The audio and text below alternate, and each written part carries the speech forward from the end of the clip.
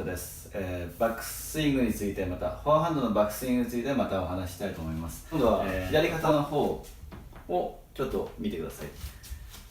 正しくはラケットを引いて両手で引いて体の横まで来て左手が右肩の前側まで来た後に手を離す。で左手はコート右側、ラケットはコート後ろ側、こういう動きを説明したと思います。でこの時に、左手を上げるのですが、こういう間違いをする人がいるので気をつけてください。よく見てくださいね。これ何かこう肩を入れようとしてこう巻くんですよね。こっからこっちに巻こうとする状態。これやりすぎですからね。手のひらも相手側に向けたらダメですよ。手のひらはできれば下側、指先きれいに伸ばすぐらいの方がまだいいですね。こっからラケット引いて肩をこの時にある程度はちょっと内巻きに内側にこう巻いてる状態、こっち側に巻いてる状態なんですけども、この状態から手を離してさらにこのままこっちに、ちょっとこう山の状態にこう手をする人がいますね。ちょっと肩越しにそして見ろって言うとそれをやる人も多いです。肘から肩の間からボールを見るようにって、以前の動画で説明したんですけども、そのアドバイスをしてもこれをやる人が多いですね。こうやって球を見る人、これ間違いですからね。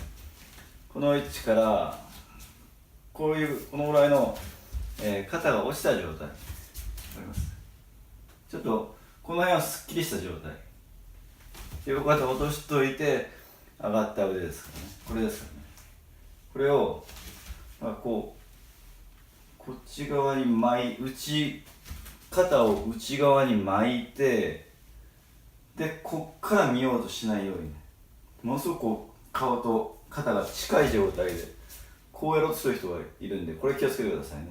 これ手上がってないですし、この状態でちょっと走れるとは思えないですね。この位置からこれが正しい方です。このぐらい顎が見えるぐらいですかね。顎が隠れ出したらダメですね。こうやって見るのはダメですよ。これ下に下がった状態で肩が上がった状態、これにしないように気をつけてくださいね。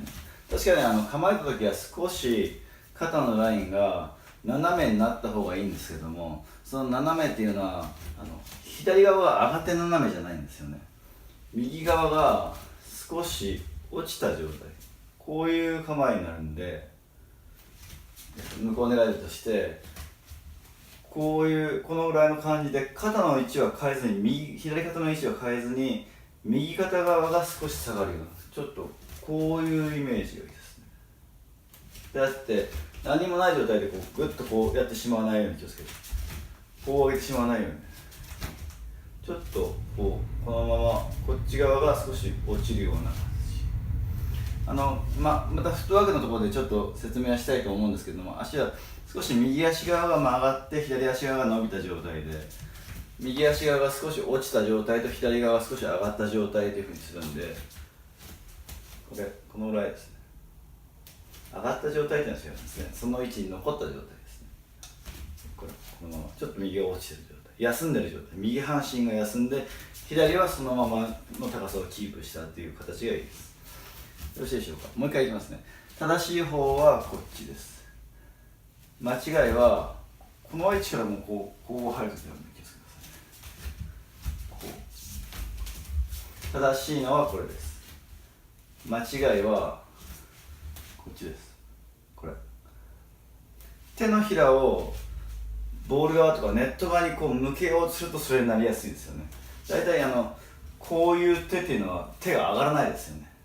こっち側内側に全部巻いてしまうと肩は上がるんですけど、肩から先は全部下がっていきますね。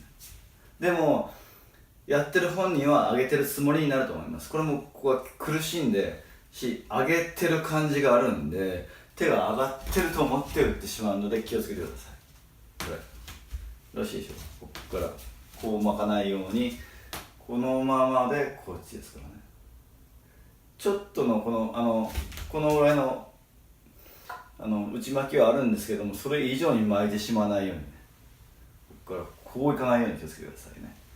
このままですからね。よろしいでしょうか。以上です。ありがとうございます。